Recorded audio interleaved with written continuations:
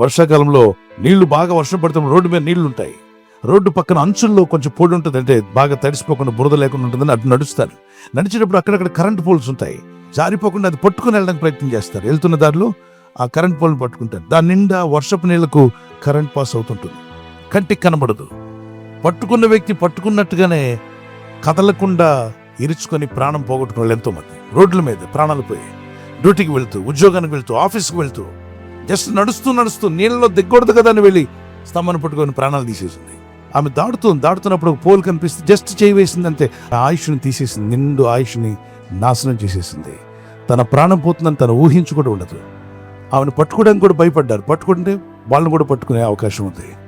ప్రజలు వచ్చి ఆమెను రక్షించేలోగా ప్రాణం గాల్లో కలిసిపోయింది. చూడండి, ఆ చిన్న బిడ్డ సైకిల్ తొక్కుతూ వెళ్తూ సడన్గా ఆ పోల్ మీద చేయిబెట్టాడు. 2 పిల్లలు ప్రాణాలు పోగొట్టుకున్నారు.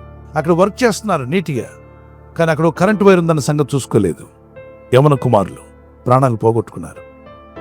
ఏమైందో గ్రహించేలోగా ప్రాణాలు పోయాయి.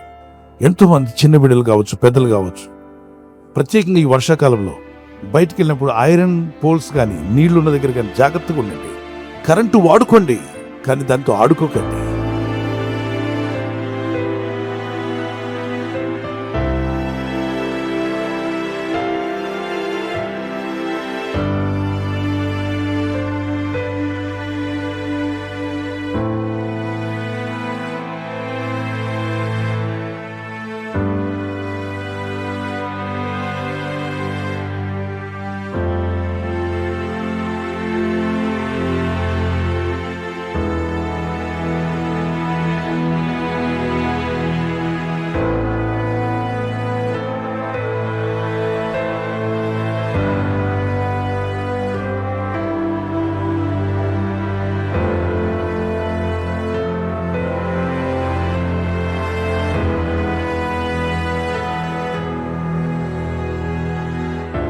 వెంటనే మీ బంధువులకు, స్నేహితులకు తప్పక షేర్ చేయండి.